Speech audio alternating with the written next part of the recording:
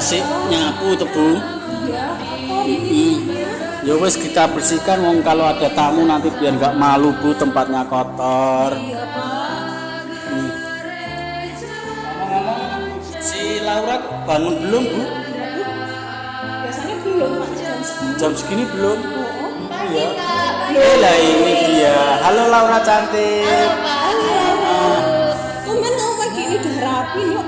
Iya ya. Semangat lagi yuk. Biasanya masih tidur loh kan jam segini itu. Hari ini tuh Ola lagi semangat banget. Kenapa? Ya ada deh. Lah ini lilin sama Saleh untuk apa? Ini untuk memperingati Hari Santo Carolus Borromeo. Oh, terus ada acara apa? Ini nanti mau ada ibadah secara virtual. Makanya Ola nyiapin ini. Oh, keren ya Bu ya. Tadi Pak, Boleh, memangnya Bapak ikut? Ya boleh lah, Bapak sama Ibu boleh ikut. Ya, Bu, ikut yuk supaya kita juga tahu siapa sih Santo Carolus Borromeo itu dan semangat-semangat keteladanan-keteladaannya apa sih yang kita diajarkan.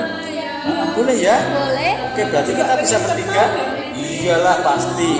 Boleh ya Laura ya? Boleh kok, Oke, kalau gitu kita bersama-sama, kita bersih-bersihkan dulu, kita tata ya. Oh iya. Oke, yuk kita siap-siap yuk. ganti baju siap-siap. Ibu ganti baju ya Bu ya? Iya Pak. Mandi belum kok Bu? Sudah. Ya udah. Bapak tak ganti baju juga. Ya. Siapa ya Laura ya? Iya. Cepetan ya Pak, Bu. Pak, tolong ambilin korek. Ini dia koreknya. Ini tak nyalain Bapak ya. Iya Pak. Memang mulainya jam berapa Laura? Ini loh Pak udah mau mulai. Oh Ibu sudah mau mana mulai. sih? Bu, ini loh ibadatnya sudah mau mulai. Iya Pak. Siap-siap. Nah, yuk kita siapkan hati kita yuk. Iya. Nah, ini sudah mau mulai. Nah, kita supaya pantas untuk ikut ibadat kita harus berdoa dulu ya. Semoga kita juga pantas menghadap Tuhan. Dalam nama Bapa dan Putra dan Roh Kudus. Amin. Dalam nama Bapa dan Putra dan Roh Kudus. Amin. Rahmat Tuhan kita Yesus Kristus, cinta kasih Allah, dan persekutuan Roh Kudus beserta kita, sekarang dan selama-lamanya. Selamat pagi, Romo, Suster, Bruder, Bapak, Ibu, dan anak-anak sekalian, berkah dalam. Pada hari ini, kita akan merayakan ibadat memperingati Santo Carolus Borromeo yang kita akan rayakan pada tanggal 4 November. Marilah sebelum kita memulai ibadat ini, kita hening sejenak memohon berkat dari Tuhan dan kita membuka hati kita untuk mengakui segala dosa dan kesalahan kita. Marilah kita hening sejenak.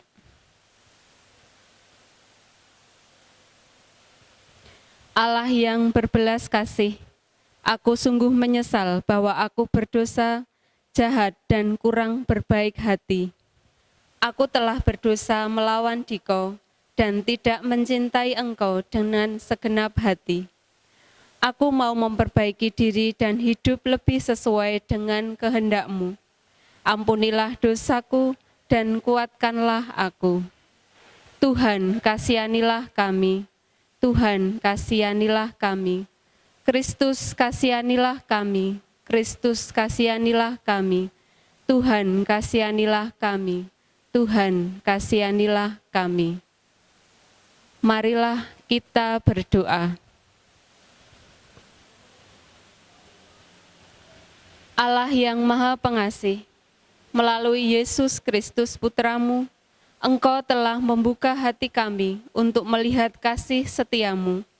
Kami mohon, berilah kami hati yang hidup dan peka terhadap kehendak-Mu, juga terhadap situasi di sekitar kami. Berilah kami mata hati yang baru untuk dapat memandang Engkau sebagai juru selamat yang melindungi dan membebaskan kami dari maut. Sebab Dialah Tuhan dan pengantara kami yang bersama Engkau dalam Roh Kudus hidup dan berkuasa kini dan sepanjang segala masa. Amin. Marilah Bapak, Ibu, dan anak-anak sekalian, kita akan mendengarkan bacaan kitab suci Bacaan akan diambil dari Injil Lukas bab 7 ayat 11 sampai dengan 17. Yesus membangkitkan anak muda di Naim. Pada suatu ketika, Yesus pergi ke suatu kota yang bernama Naim. Murid-muridnya pergi bersama-sama dengan dia, dan juga orang banyak menyertai berbondong-bondong. Setelah ia dekat pintu gerbang kota, ada orang mati diusung keluar, anak laki-laki, anak tunggal ibunya yang sudah janda, dan banyak orang dari kota itu menyertai janda itu. Dan ketika Tuhan melihat janda itu, tergeraklah hatinya oleh belas kasihan. Lalu ia berkata kepadanya, "Jangan menangis." Sambil menghampiri usungan itu, ia menyentuhnya, dan sedang para pengusung berhenti, ia berkata, "Hai anak muda, aku berkata kepadamu, bangkitlah." Maka bangunlah orang itu dan duduk dan mulai berkata-kata, dan Yesus menyerahkan kepada ibunya. Semua orang itu ketakutan dan mereka memuliakan Allah, sambil berkata, "Seorang nabi besar telah muncul di tengah-tengah kita, dan Allah telah melawat umat-Nya." Maka tersiarlah kabar tentang Yesus di seluruh Yudea dan di seluruh daerah sekitarnya. Demikianlah Injil Tuhan, terpujilah Kristus. Kisah Carolus Borromeus.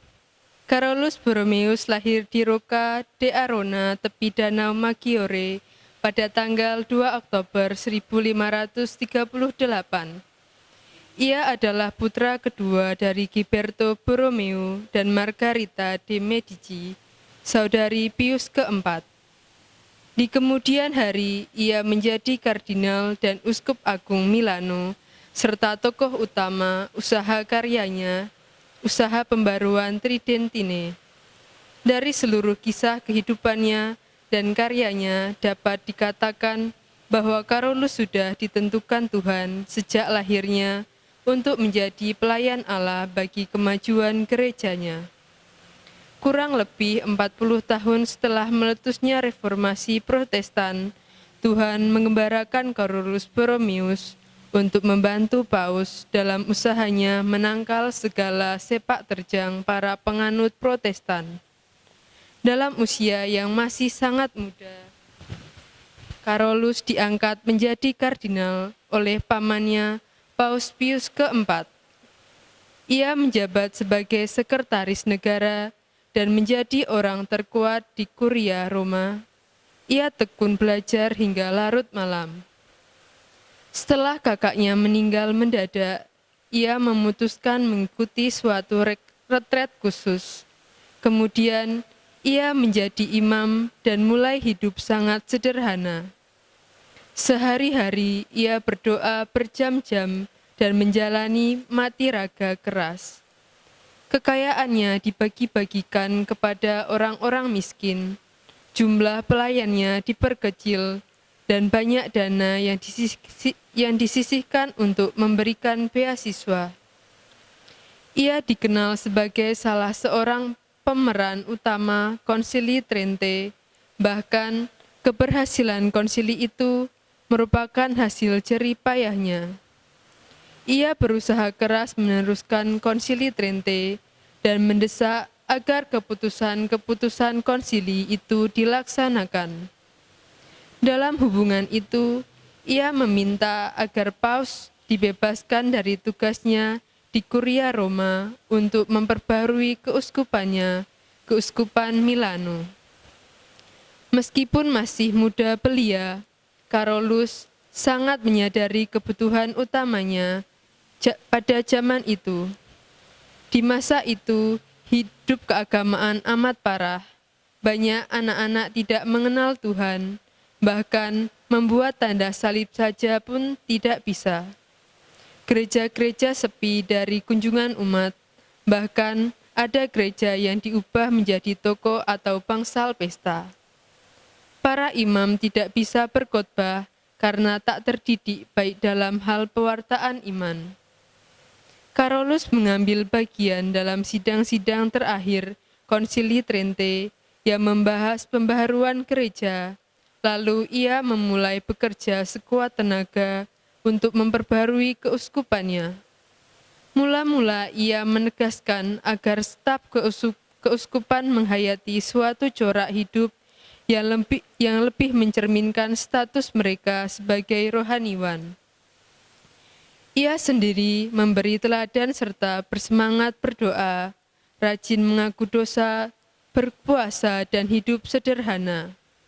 Berulang kali ia mengunjungi paroki-paroki, menyelenggarakan rapat dengan para pastor, mengajar agama, dan berkhotbah.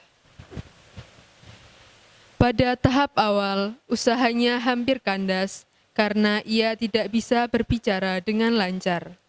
Tetapi ia pantang menyerah dan senantiasa berbicara dengan penuh keyakinan. Untuk memberantas kebutaan anak-anak dalam hal keagamaan, ia mendirikan sekolah-sekolah minggu. Ia membuka seminari-seminari keuskupan untuk menggembleng para calon imam yang tangguh. Itulah seminari model pertama. Dengan usaha-usahanya itu, ia berhasil menyalakan api semangat Kristiani dalam hati umatnya dan membuat Kristus dicintai lagi. Pengaruhnya tidak terbatas dalam wilayahnya sendiri. Terbukti pada tahun 1576 ketika Milano terserang wabah sampar yang ganas, tempat tinggalnya dijadikan sebagai rumah sakit. Ia sendiri melayani sebagai perawat dan pembimbing rohani para pasien. Selain itu, ia masih juga menangani tugas-tugas berat lainnya. Ia banyak mengadakan kunjungan-kunjungan ke wilayah-wilayah yang lain seperti Italia, Switzerland, dan lain-lain dalam usaha mengatasi kerisauan di dalam tubuh gereja akibat reformasi Protestan dan timbulnya bid'ah-bid'ah.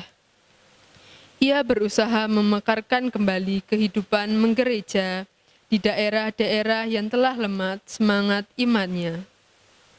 Namun, ada saja orang yang menentang semangat imannya. Beberapa biarawan yang tidak mau ditertibkan berusaha melawan melalui pembunuh bayaran. Untungnya ia selamat. Ia disukai umat dan dianggap sebagai penyelamat kota Milano. Pemerintah sendiri yang seharusnya merasa beruntung dan oleh sebab itu harus berterima kasih kepada Carolus, kurang menyukainya, malahan memfitnahnya. Untunglah ia dilindungi oleh Paus. Memang berbuat baik amat banyak cobaan dan rintangannya. Dunia sepertinya iri hati atas semua keberhasilannya.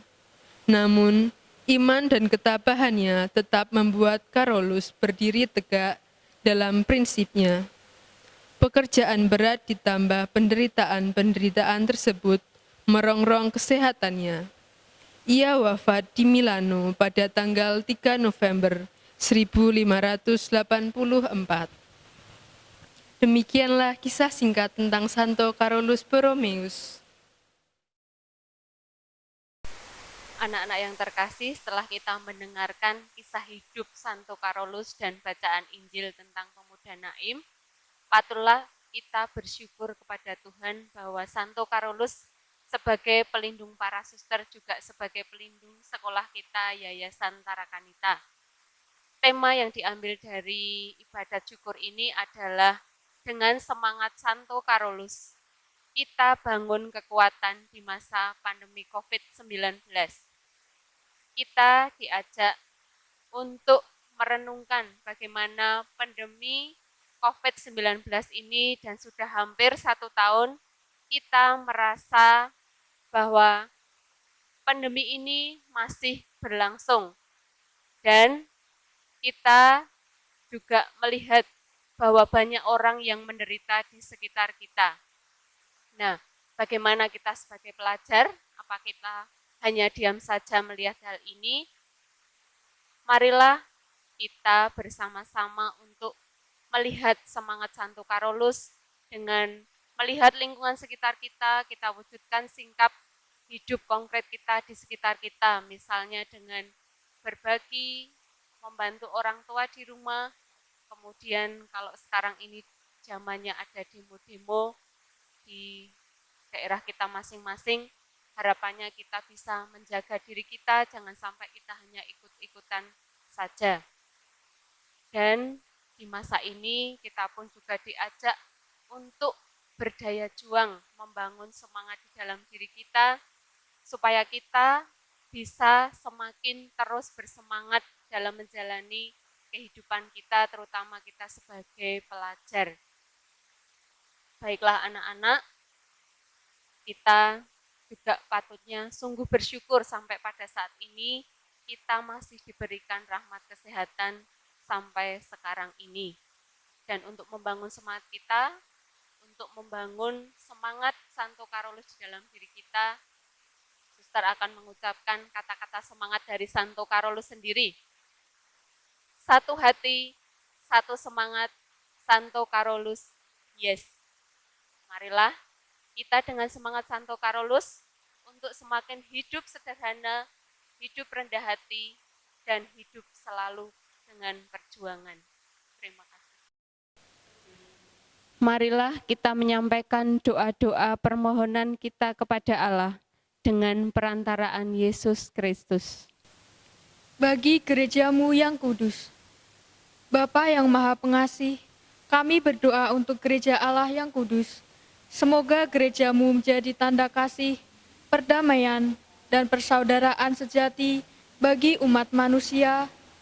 Bimbinglah para pemimpin gereja, kaum biarawan maupun biarawati, serta para pelayan gereja yang setia dengan sinar cahayamu, agar mampu menjadi perpanjangan tanganmu untuk mewartakan sukacita dan damai sejahtera bagi sesama di tengah situasi pandemi ini. Marilah kita mohon, kabulkanlah doa kami ya Tuhan. Bagi penyelenggaraan pendidikan di Yayasan Tarakanita, Bapa yang Maha Kasih, Engkau telah menganugerahkan rahmat yang melimpah, sehingga saat ini Yayasan Tarakanita masih Engkau perkenankan melaksanakan kegiatan belajar mengajar dengan berbagai macam dinamikanya. Bahkan di tengah situasi pandemi COVID-19 yang mengharuskan pembelajaran secara jarak jauh, semoga dinamika penyelenggaraan pendidikan di Yayasan Tarakanita, khususnya di SMK Pius 10 Magelang, menjadi pengalaman yang menarik dan dapat selalu terus-menerus membangun pendidikan yang membanggakan dan mampu mewujudkan pendidikan yang menjadikan para siswa menjadi pribadi yang utuh dan berkarakter dalam membangun bangsa ini. Marilah kita mohon, kabulkanlah doa kami ya Tuhan. Bagi kami semua yang ikut ambil bagian di bawah naungan Yayasan Tarakanita, dampingilah kami dengan Roh Kudus-Mu, agar mampu menghayati penderitaan Kristus yang tersalib, sehingga kami dengan setia menjalankan tugas dan karya perutusan-Mu. Ajarilah kami juga agar dapat mengalahkan dan mampu mengatasi kesulitan-kesulitan dalam berkarya dan dalam pergaulan kami sehari-hari. Mampukan kami agar mempunyai semangat solidaritas seperti yang diteladankan oleh Santo Carolus Borromeus, sehingga dapat berbelas kasih kepada sesama dan bertanggung jawab dalam menjalankan tugas pelayanan kami. Marilah kita mohon, kabulkanlah doa kami ya Tuhan. Bagi semua orang yang terkena dampak dari wabah virus corona, Allah Bapa yang kekal dan kuasa, Engkau adalah penyelamat kami, yang selalu setia hadir dalam setiap kehidupan. Kami mohon, lindungilah dan peliharalah kami senantiasa, agar segera terbebas dari wabah virus corona. Anugerahkanlah kesembuhan bagi yang terjangkit, dan berilah istirahat kekal kepada mereka yang berpulang ke hadirat-Mu karena virus ini. Marilah kita mohon, kabulkanlah doa kami ya Tuhan. Marilah kita berdoa. Allah Bapa sumber cinta kasih, dalam perayaan syukur peringatan Santo Carolus Borromeus, pelindung Yayasan Tarakanita ini, kami berdoa kepadamu, semoga karena setiap firman kami didengar, kami semakin teguh bertahan dalam iman dan tetap rukun dalam cinta kasih. Kobarkanlah dalam diri kami semangat pelayanan dan berbela-rasa, khususnya bagi saudara kami yang kecil, lemah, miskin, dan tersingkir.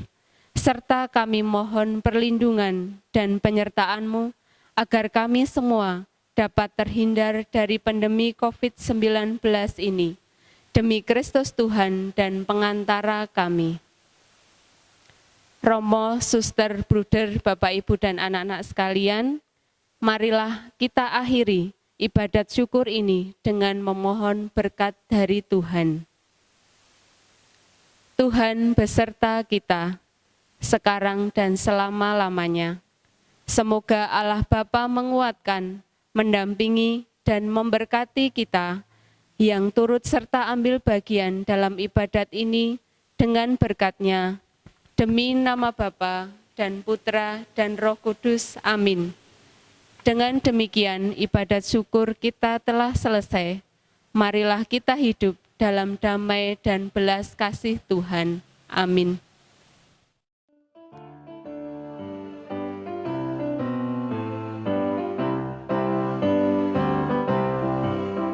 Pendengar gereja, penegak iman, di kau Santo Carolus, teladan kita dalam mengabdi, berbakti bagi sesama.